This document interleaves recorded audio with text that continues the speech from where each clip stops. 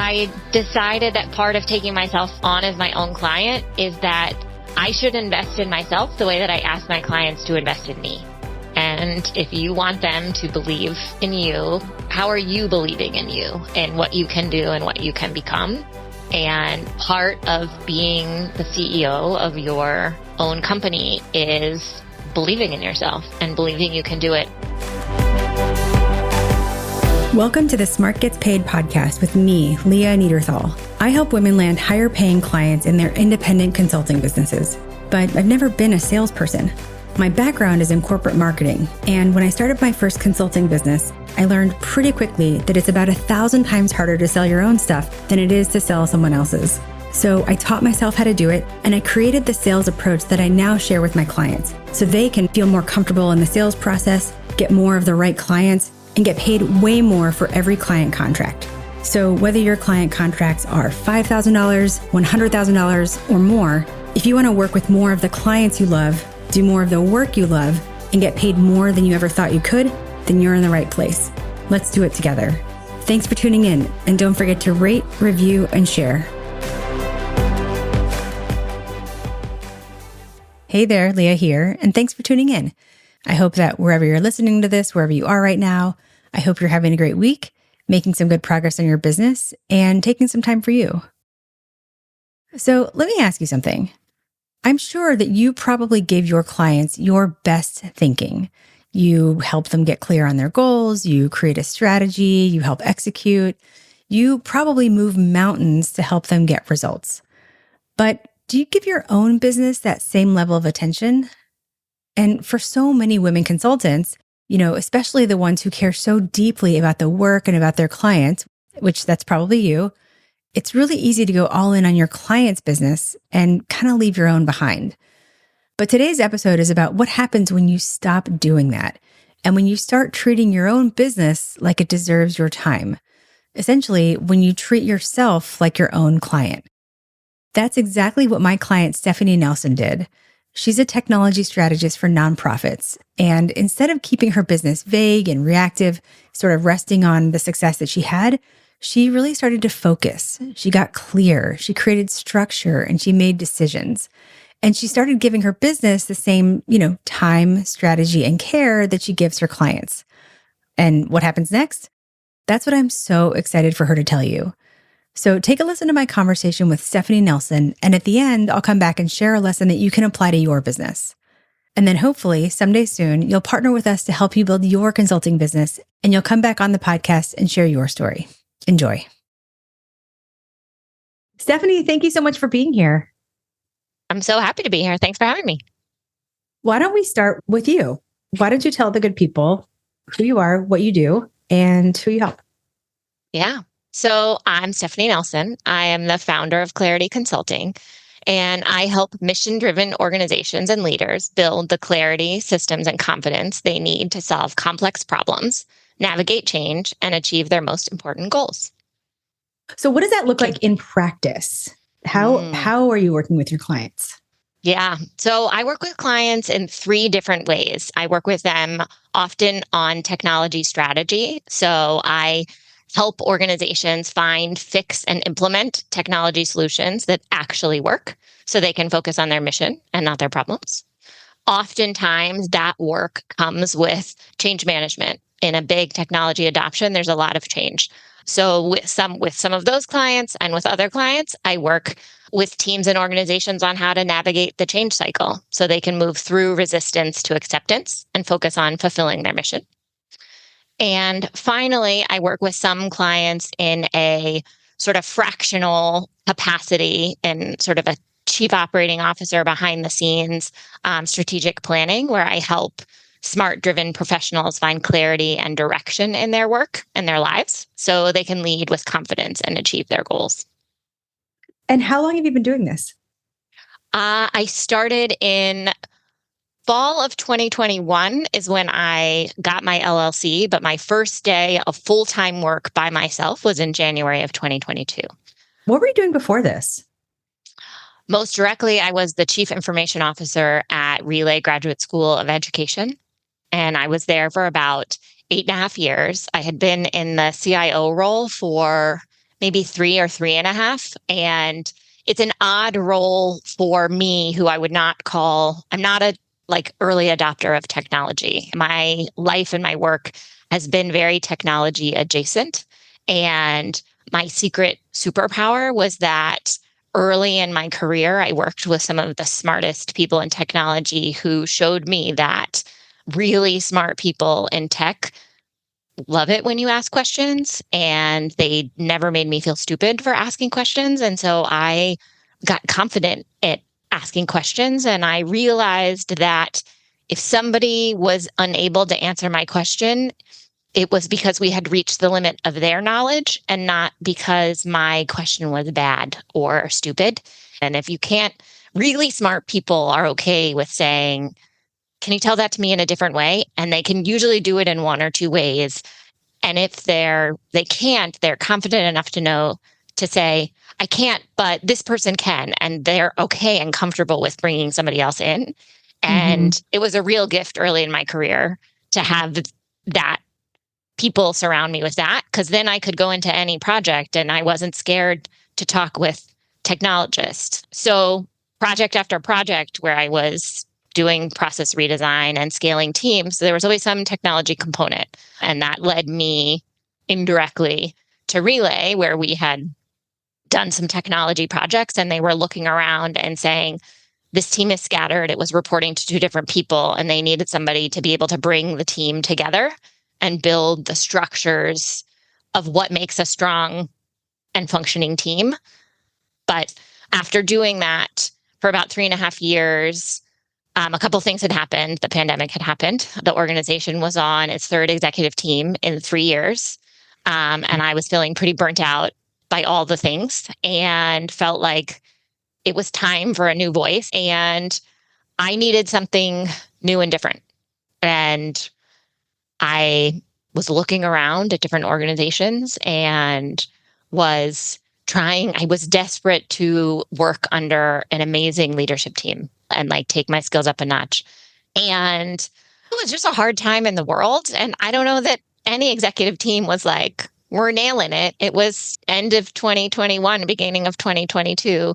And there was a lot going on. And I found that I was sort of running from Relay, but not towards anything else. And had a really pivotal call with a old friend and actually someone you know well, Ify Walker, who challenged me when I said, well, maybe I'll start my own thing. And I said, I'll never do that. And she said, well, tell me why you wouldn't do it. And I listed all these reasons. And she said, well, they're good reasons, but they all have to do with math. So can you go do some math around what it would look like and what you would have to make? Because you didn't say you didn't think you'd be good at it. You didn't think you wouldn't like it. You just are scared of the math. And that's fair. But like, go do some math and then see what you can think. And that conversation gave me the permission to start talking about it a little differently. It went from, I'll never do that, to, I don't think I could do that, to maybe I'll do that, to I'm going to do that. And so started and figured if I was going to be running, in my past, I had run for a lot of other people and had success. So maybe if I tried to run for myself, it would work. Yeah. And I'm so glad that you and Ify had that conversation. She is a sage advisor. Brilliant. Brilliant. So amazing. What a gift also for somebody to just put that into stark relief. Like, these are your fear around starting your business is about math. And I'm guessing that math related to things like revenue and clients and whatnot, but not about ability and not about desire to make an impact. Right. Yeah.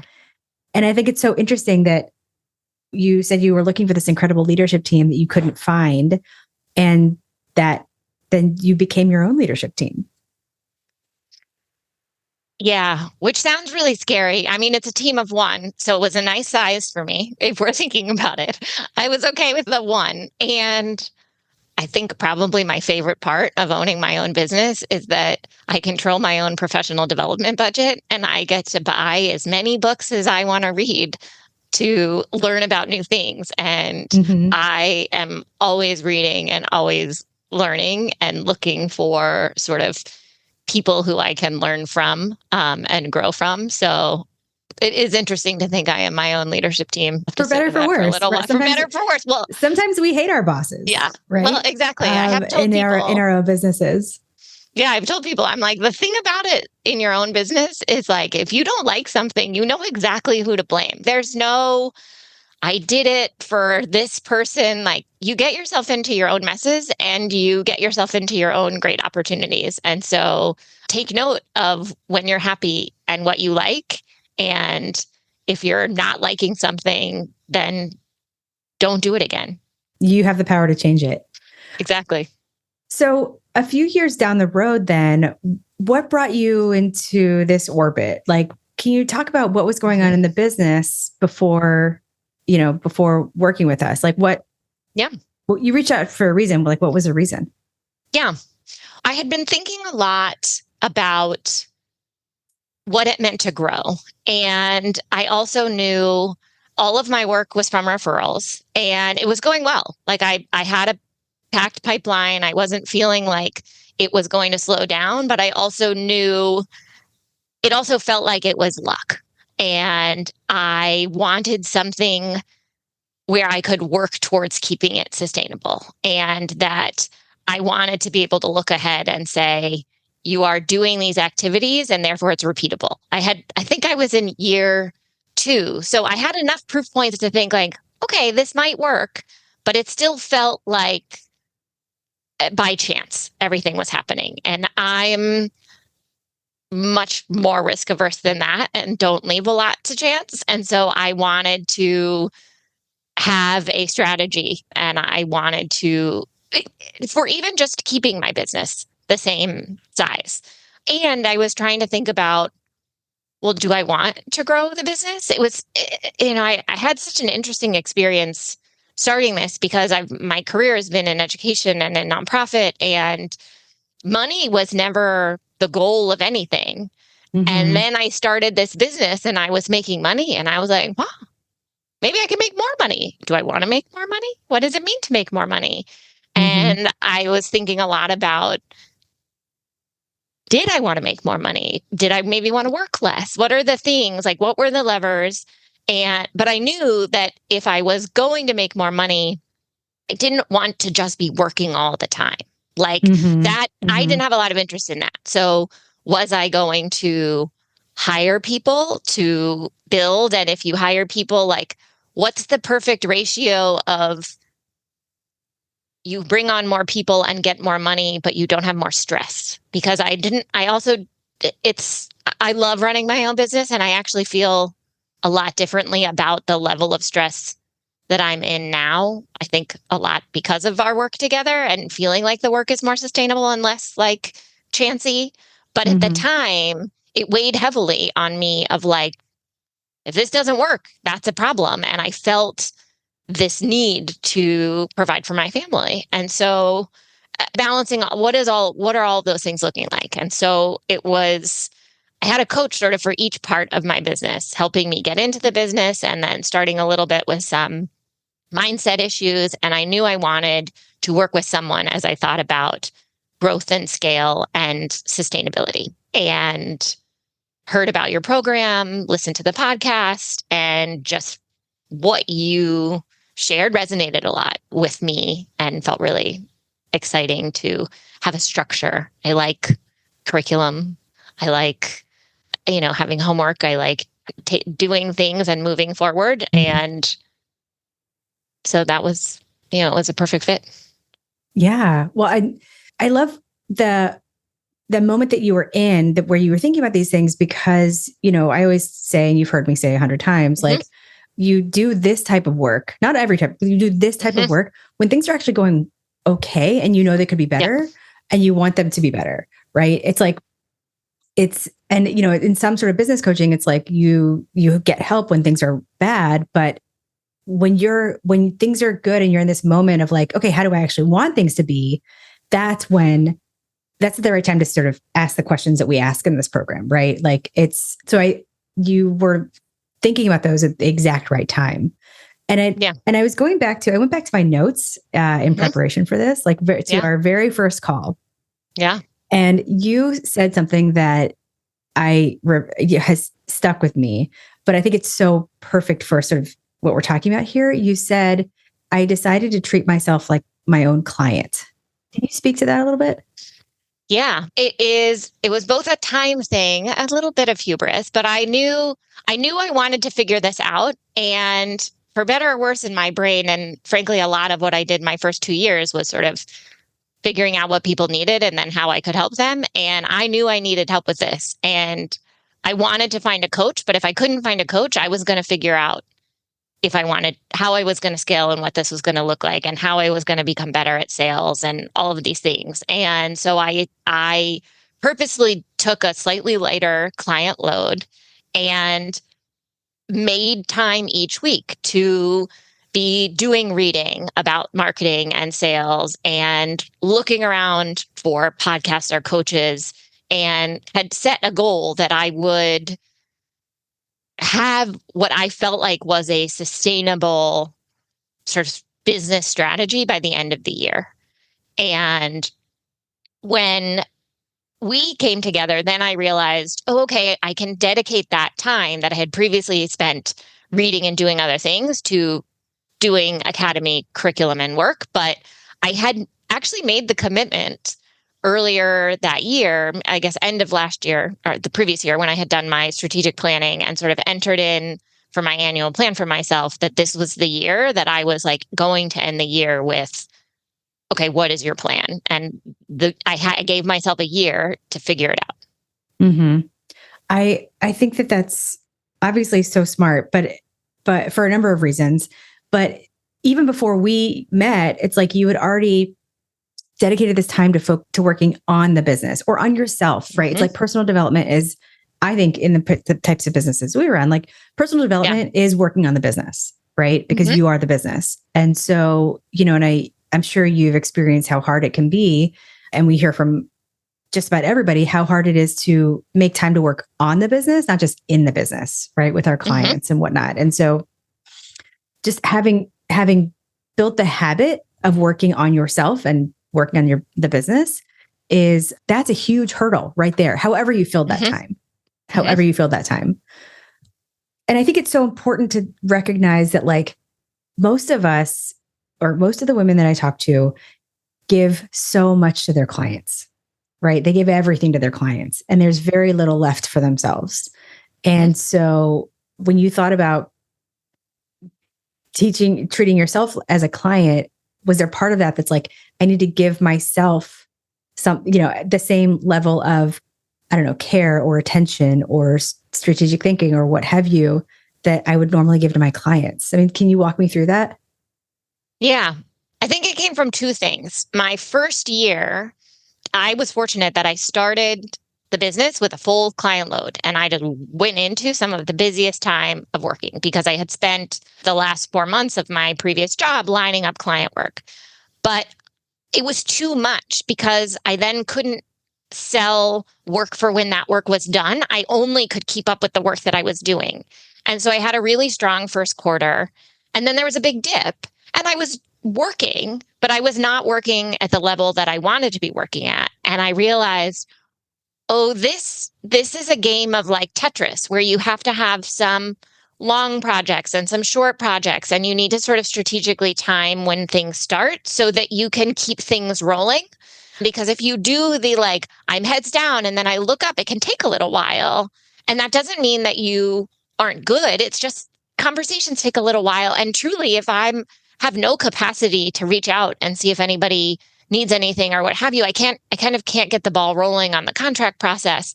And so I had lived the experience of spending no time on the business and then sort of waking up thinking like, oh, okay, well, so I'm not surprised why I got here. What do I need to do? And so that was sort of a gift in an early lesson in the business of like, it's not a luxury because you will end up with this pile of time. And unless you've sort of decided to take a month off and go on vacation, like you can't really use it. And then you get in your head about it. And then you're like really busy other times, and life is life. And I have small kids, and like I needed sort of a more sustainable workflow because I had that lived experience. It didn't feel like sort of a luxury. It felt like oh, you've got to figure this out. And then part of it gets into how I do goal setting is, at the beginning of every year, I establish sort of a goal for my business, a goal for my like self and my own growth, like my brain growth, a sort of physical health goal, and then something around my family. And so I just do that at the beginning of the year and I check in on it monthly. And so was able to see, not just sort of state that I wanted to do it, but then hold myself accountable to what were the things that I was doing that was going to move the needle to get there. Yeah. I've heard this phrase. It's probably like floating around the internet. It's like a goal without a plan is a wish. Yeah. Right. Well, that's a good one. And so, yeah, if you have a goal and you're not actively like either making a plan or working the plan towards that goal, then you just wrote it down in your journal and it's a wish. Right. Yeah. I want to go back to something that you said real quick about where you were going to take the business, right? Like, how do you mentioned, was I going to grow? How do I make more money? Do I hire staff or, whatever? I think that the truth, what you find, especially after you get into some of these cycles where you're making money or not making money or whatever, is that all of those choices are possible, right? But none of them is possible without predictability in the business in terms of like client work and money, basically.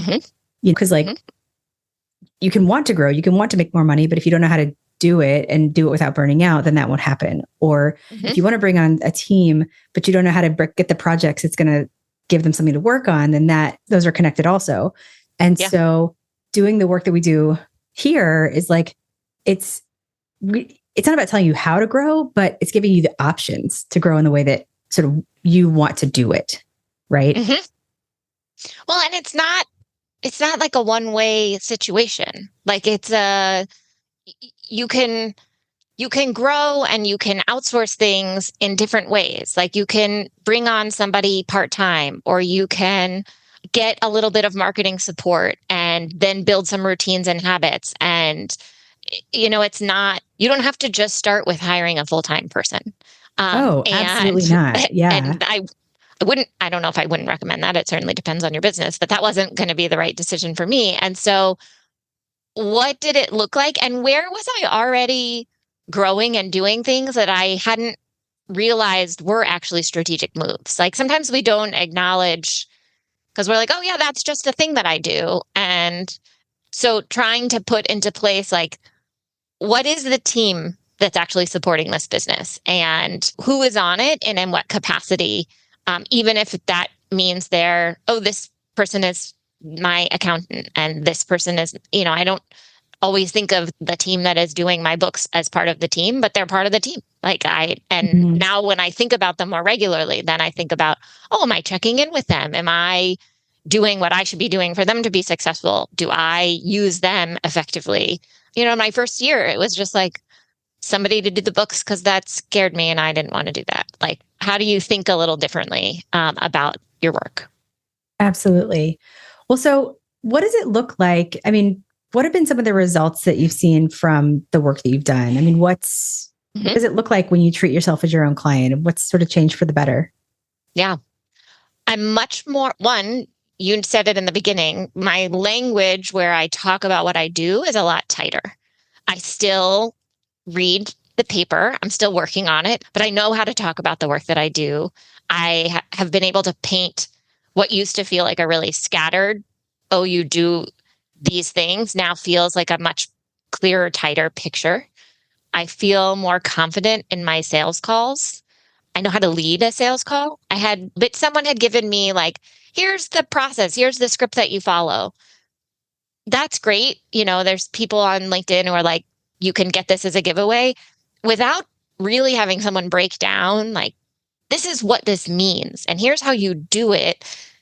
It's a helpful starter, but I needed the instruction, and that helped me to become more comfortable in sales calls where I felt like I was leading them instead of begging them to take it. I have offers now. I don't have, I'm not asking for help. I'm offering a service. I am much faster at turning around proposals. A proposal used to be a week or two, depending. And it was 5 calls. And now I have one call. I get you a proposal, and then we have a call to talk about the proposal. And that's the level of investment that I'm investing before we have a contract together. And that feels like the right amount of investment for an organization of my size that I should be doing. I'm more comfortable making bigger asks. And I have ways of engaging with people so that I have, you've talked in the academy about the Etsy offer, the easy to say yes offer. I have that because on the technology strategy front, the lifetime sort of value of a client very quickly can go over $100,000 when you're talking about potentially building a system for somebody or doing a search for them and then supporting implementation. But those are, relationships that are over a year long, and you don't always know what you're going to get into. And so I developed an offer that really allows me and my client to get to know one another and really understand what is the problem we're trying to solve. And then we have a much better picture, and I can give them a much better estimate of here's what you need, whether it's a technology search or process redesign or relationship change with your vendor. But sometimes it's not what they thought. And we've had some surprises. And that's where it really feels good to have that shorter offer, because instead of proposing this really long project that feels risky on my front, for me as a small provider, for them, we get to sort of get to know one another, figure out what is going on, and do we want to continue working together? And if we don't, there's still this report that says, here's what's happening.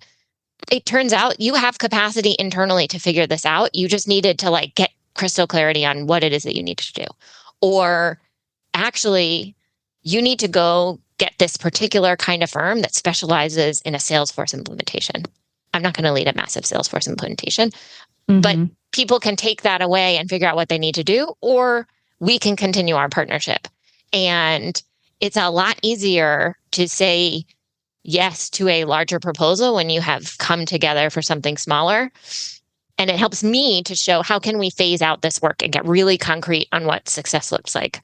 And I never would have done that if we hadn't had that idea. I would just have put that in as the first part of the project. And I think I would have stayed on hourly work and just had these proposals with wild ranges of money. Like it could be this or quite a bit more. Which is hard for clients to say yes to, Yeah. Well, and it adds financial instability to them. They don't know exactly how much it's going to be. So then they have to estimate that it's going to be the highest. It adds instability for me. I don't know how much I'm going to make, and I don't know how much I'm going to be working. If it's hourly, what is going on? It doesn't recognize, I've done this 5 times. I'm really fast at this. I don't need an hourly rate. I can just bring you value really fast. Right. That really quickly helped the way that I thought about engaging with clients, and where I would put a couple offers. Here's one way we can work together. Here's another. Here's another. And I would experiment on things like, they're never going to go for it, but I'm going to try this as an exciting offer. And more than once, somebody went for the offer that I was like, oh, okay. I thought you were going to go for this other one that was more conservative. Again, I would never have thought to do that. Yeah. Well, so you figured out a way to de-risk both the project and the relationship. And we were talking the other day how it's really hard for clients to sign on to a $100,000 thing. So this allows them to build trust with you, and you also get essentially paid to scope it, right? So this is your Etsy offer, which, as you noted, the easy to say yes offer. Can you share what is that the combination of this, what is this translated to in like the business? I mean, I'm doing work that I love all the time. And I had the opportunity to bring on the person who used to work for me directly at Relay. We are now partnering together. We are meeting both his financial goals and my financial goals for the business. And that feels really exciting to me to get to work with people that I love, to do the work that I love to do, to make enough money to support my family, and more frankly than I ever thought was going to be possible. And I was able to make my sort of revenue projections, I think something around like, I don't know, like a month ago or this month, like if based on signed contracts and the percentage of things in the pipeline that are not dreams, but are like, we are having discussions and signing this before the half of the year mark, which feels really exciting. So just to be clear, so you have enough booked work in terms of signed contracts or very close to being signed that you will hit your goal of booked work by the middle of the year. Yes. That's amazing. That's incredible. Yeah. I hope that you're really, I'm proud of you. I hope you're really proud of yourself. I'm really proud of me. Thank you. Good. Stephanie, what have been some of the biggest game changers in our work together? You mentioned what I think would be one, right? The Etsy offer. What are a couple others that have really changed things for you? I mean, I'm a learner. So having the chance to take the curriculum once, and then when I have something come up, go back and re-listen and sort of ground myself in those practices has been really helpful to quiet my brain. Most of my work in coaching or anything sort of outside of my day job is quieting my anxious brain, and having the community, just knowing that the community is there. If I were having a problem that I could quickly put it in Slack and somebody would help me, means that I don't have as noisy of a brain that's freaking out that I'm by myself, because I kind of constantly feel supported. And things that come up in my business don't feel as overwhelming because I just take a minute. I think about the curriculum that's available. Sometimes I don't even have to go back to it. I just remember like, oh no, you learned about that. Like, here are some notes. Or sometimes I go back to it. And so sometimes being CEO can be lonely. And so having this space to find community when I need community, find sage advice when I need sage advice, like have the right book at my fingertips type of thing, is really meaningful to me. It's funny. I was thinking back to some of our early calls, and what's the one thing I say when people join? I was like, don't binge this stuff. Like if you binge it, it will drive you crazy. And you were like, oh no, I'm going to binge it, but I promise I'm going to go back to it. Yeah. And I think you pretty much did for almost everything. What's something else that you learned and incorporated into the business that has made a big difference for you? Two phrases, and I mentioned one already, like you are offering, you are not asking. So being in that mentality of trying to not take every engagement like it's this high stakes personal thing where if they don't say yes, that there was something wrong with the offer. Like it just might not be right for them. And my job is to hear what is going on with my clients or potential clients and see where I think that I can help them with their problems and add value. And I can offer them potential solutions or paths to solving that. And they can choose to take those paths or not. And this is not me begging for work. I'm not desperate. I am doing a service. And if they want the service, great, we'll have a partnership. And if that's not right, that's okay. And it also doesn't mean that I should never reach out to them ever again, because clearly they didn't like me or they didn't think what I had was good or any other thing. Like it was just like, for any number of reasons, not the right time. So that mentality shift has been really helpful, because I was just really uncomfortable in sales. It wasn't just that I didn't know how to lead a sales conversation. I felt, you used the phrase, in that one down position. Like they were always one up, and forgetting that the people that you are talking to are just like the person I used to be, chief information officer, or the person leading who needs help. And maybe you're in a position to help them or maybe not, but it's not that I'm better than them or they're better than me, but we are just two people having a conversation. So a lot of the mindset work has really helped me. I like the Make It So, and the world where you can try things out with one client or one proposal, and that doesn't have to be like the way you do it forever. You can experiment, and if it works, then you can make it a part of your business. But I used to feel like I had to be really sure about everything before I could talk to anybody about what I did, or could I put it in a proposal. And like, I just took myself too seriously. And it's this idea of like, give it a shot, make it so, try it out. And if it sticks, then it can just be like, yep, that's how I do my business. And Mm-hmm. and so it's like, because Make It So is both like you get to decide, but to me it's also like gives me permission to just try. Just say this is how I do it today, and maybe tomorrow I do it differently, but movement and not getting in my own way is important. Yeah, it's so interesting how, because Make It So has come up on in a number of these conversations, and people take it in different ways. It unlocks something. And I love what you're saying about you can make it so today, or the way I do things today is not the way it has to be forever. I don't have to solve it and, carve it in stone for it to be true. I can see how it goes and not have to be right today. Yes. Stephanie, fill in the blank for me. So I almost didn't work with you or I almost didn't join the program because. Yeah. Well, I had taken myself on as my own client. And part of what got me work my first 2 years was that I figure things out. And I had this belief like, I could use a coach, but I could probably figure this out myself. And I kind of laughed. I generally think of myself as a humble person, but that was like, took a little like, I can figure this out. I can't imagine how long it would have taken me to figure it out. And I don't think the quality would have come. I'm not sure I would have gotten to the quality that I think that I have now, and it would not have been as fast.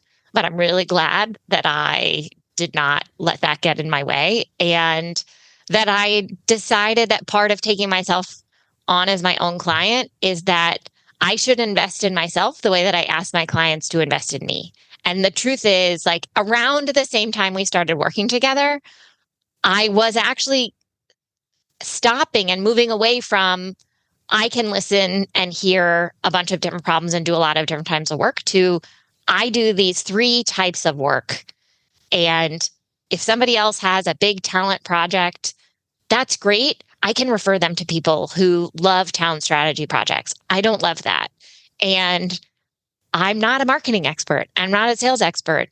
And so while maybe I could have figured it out, like, why was I was going to spend so much of my own time and money that I could be spending on client work instead of just focusing and getting the support that I needed, much like better support, faster support, the right stuff. And so that, like, having that mentality helped, but I almost didn't because I thought, well, this is money.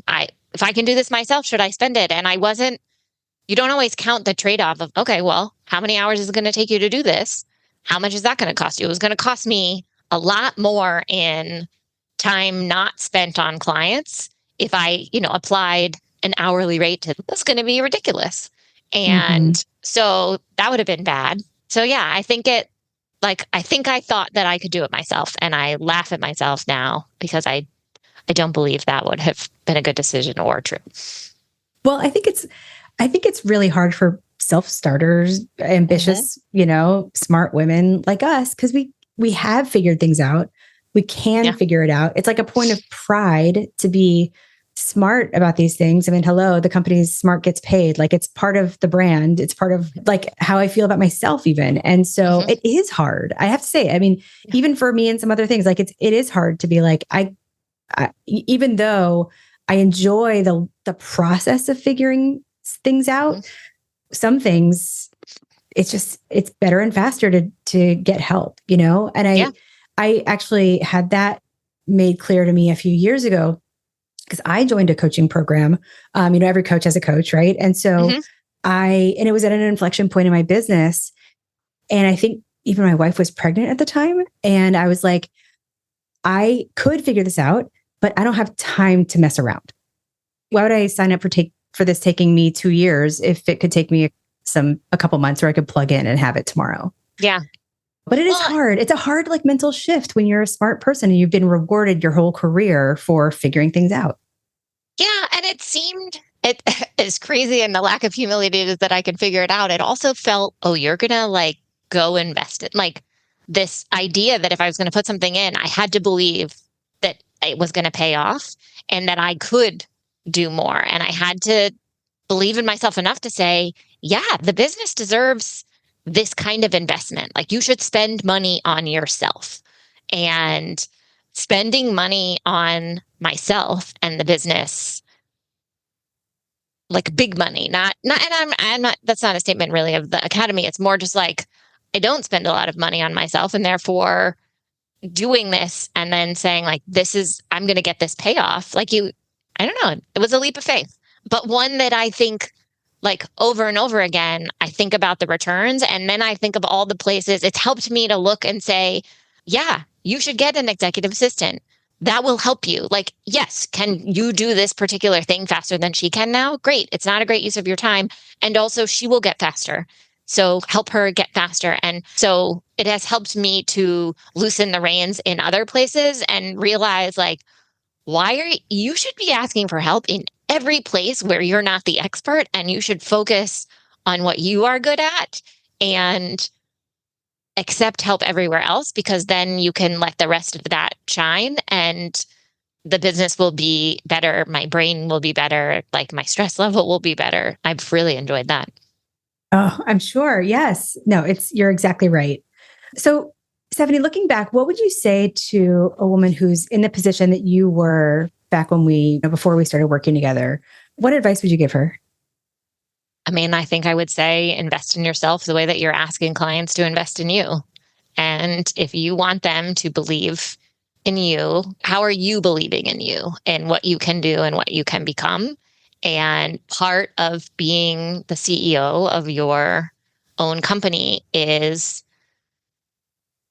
believing in yourself and believing you can do it. And that's not like part of the job description. And it's okay for you to have days where you like freak out and have those imposter syndromes. But if you don't believe that you can do the work, why should your clients believe? And so, and that the community is a place where if you feel like you're doing okay at that, but have some real days where you're like, oh, I don't know, it's a great place to come because there's a lot of us in here who I think now have more days that are better than harder, but it's a incredibly compassionate group where you can come in, you can get help, and you can kind of invest in taking your business to the next level. You don't have to be just because you're good at the thing that you do. It's not that surprising that you're maybe not good at marketing or sales. Like if that's not what you do, then big shock. And if you're really good at that, because you're good at that for your clients, well, there's a reason there's the story that like the cobbler's kids have no shoes because it can be really hard to focus on yourself. And so, especially for people who sit there and are like, this is what I do. Like, yeah, sometimes you got to have somebody else tell you things that you know. And that doesn't mean that you should have been able to do it. It just means you're human. You're so right. Yeah. And I think what you're saying about the community, or it's like the hard days or the good days or whatever, it's like sometimes maybe it'll be your day one day and for somebody else, it'll be their day, another day, you know? Yeah. I mean, the cobbler's kids, I hear that all the time. I am familiar with that, intimately familiar with that. But that's just because I mean, there's so much truth in that tale or whatever, that narrative, but it doesn't have to be true forever. Stephanie, thank you so much for being here and sharing your story. Thank you for having me. This is a real treat. Oh my God, that was so awesome. There's just so much goodness in that conversation. And if something Stephanie said spoke to you, post about it on LinkedIn and tag Stephanie and me so we can see what really resonated. So I want to just highlight something really smart that Stephanie shared in our conversation, and it's about her Etsy offer. And as you heard, Etsy is not about arts and crafts. Etsy stands for easy to say yes. It's a clearly defined paid offer that clients can easily say yes to. And it's easy to say yes to, not because it's inexpensive, but because the value is so clear and the engagement is clearly defined. And it does, a few really powerful things. For Stephanie, it gets her paid for work that she was already doing for free. It gives her the information that she needs to accurately scope a bigger project. And for her clients, it builds confidence in her and her abilities and gives them clarity on exactly what the project will cost so they can align the budget and move forward faster. I mean, it's a win-win. And actually, Stephanie led a training on this for the Academy members, all about how she created her Etsy offer and how you can create one too. And if you're in the Academy, you can find that training in the portal. So I want to pull out one big lesson here. And really, it's the whole episode. The whole episode is a reminder and a challenge to treat yourself like your own client. Because it's so easy, when you care deeply about your clients and you're good at what you do, it's so easy to give them your best thinking while, your own business sort of gets the scraps. And yeah, we do that for a lot of reasons, right? We do it because our clients are paying us. We do it because it sort of feels selfish to focus on ourselves. There's not a whole lot in the culture that's like, hey, women, it is great to focus just on you. We do it because our clients' needs feel more urgent. And because we think that we can just get to our stuff later, some sort of nebulous time later. But here's the truth. You and your business deserve your best thinking too. So I want you to ask yourself, am I giving my business the same level of thought and care that I give to my clients' businesses? Am I making clear, strategic decisions for myself and my business? Or am I just reacting? And am I treating myself like a client I respect? And if not, then what would it look like to start doing that? Because you're not just a service provider. You are a business owner, and your business is worth it. So give yourself the time, give yourself the focus, give yourself your own brilliance. Because when you can do that, you don't just feel more in control, you start to build a stronger, smarter business that supports you for the long haul. All right, I'll see you next time.